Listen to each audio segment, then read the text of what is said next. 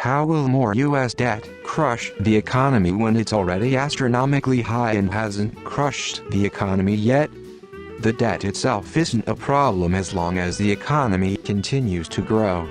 However, due to stubbornly high inflation forcing the Fed to keep interest rates high to bring down said inflation, it's increasing the cost of the interest payments on the debt. For this year alone it is $870 billion on interest payments alone, with an ever-increasing principal. This is a 32% increase over last year. It has doubled annually since 2017. The growth in this cost is unsustainable and will squeeze other parts of the federal budget like social spending and defense. The true mid to long-term risk is that other countries get fed up with our money printing and quit using dollars for their trade. This is already happening on a small scale in some places. This is important because this is what truly gives the dollar value, the fact that other countries won't need it. There is more debt than money in the world, and there will have to be a reset of some sort at some point. There is no discrete cutoff at which the debt crushes the economy. Instead, as interest payments on the debt grow, they reduce the amount of spending available for other government services. Generally, as long as the government services provide a larger return than the debt's interest rate, it's a good investment. More debt isn't going to crush the economy.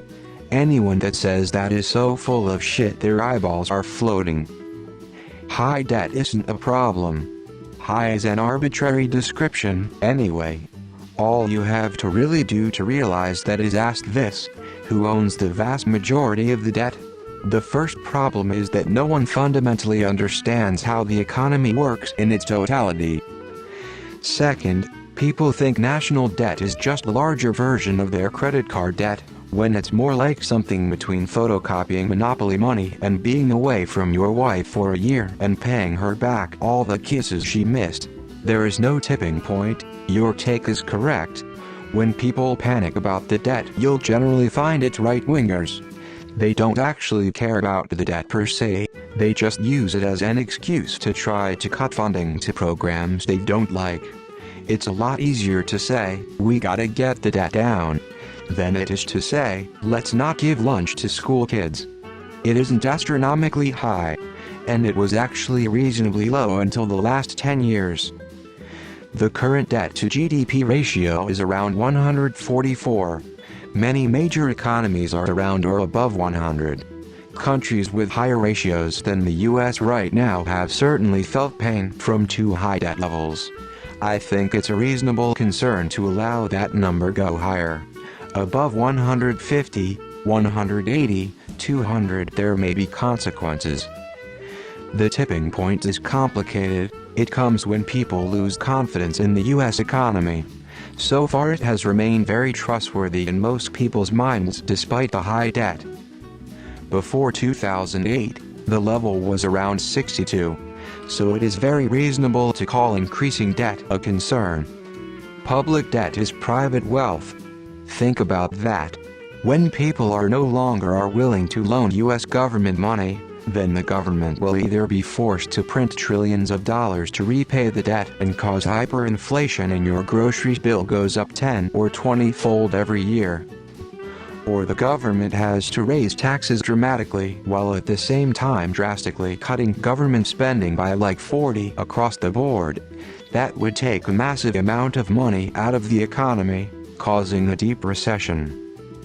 With Congress in action on not raising taxes and not cutting spending, it will soon within 10 years get to the point where no one will loan the US government more money because they won't believe they'll get repaid.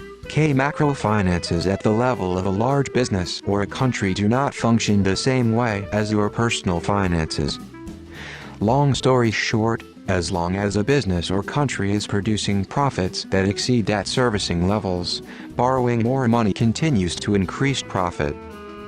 Because the money they are borrowing is used for profit-increasing improvements, not for consumable goods.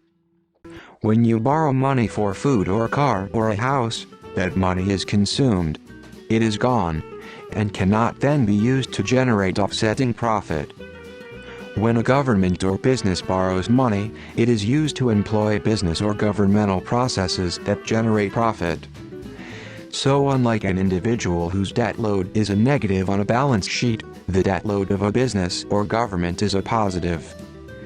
Therefore, as long as profit continues to increase as a result of more debt, a business or government can borrow an infinite amount of money without causing any budget problems. It is not astronomically high as a function of GDP, but it is high. We could stand to be paying it down. The high inflation we've experienced over the last few years is the consequence of expanding the money supply, though debt in a big way. An economy can only take so much inflation before people lose faith in the money. It is the interest payments that cause the tipping point. For the first time in U.S. history, the interest on the debt is larger than defense spending. One can argue that defense spending is too high anyway, but it being eclipsed by interest payments is not the answer. The real problem is that right now we spend more on just the interest for our debt than our own military, and if we default it would have ramifications for the global reach of the dollar. It hasn't crushed the economy because we're still making good on our promises. When it gets so bad that we either have to stop spending and cut services or we can't pay the interest on the debt, then things will change, and you'll see that crush. We haven't cut spending services yet because we just decided to pile on to the debt. But currently the interest payments on the debt is as much as our entire military spending. And unlike the military spending, the interest is going to double in the next 10 years. Good luck.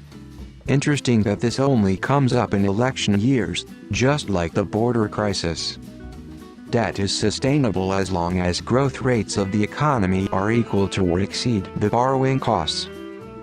Not that I want the US to become Japan, but they have debt that is 300 their GDP and can do so with close to zero rates negative for a while. More debt won't be crushing unless our growth rate slows down considerably.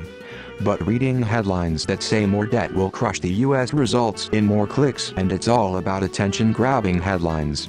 Debt has gone up considerably under most presidents and yet we are still here. It won't. Debt scare is fear-mongering used as an excuse to further erode social programs. Crushing debt is no problem when billionaire donors want tax breaks or politicians want pork for their districts. It won't.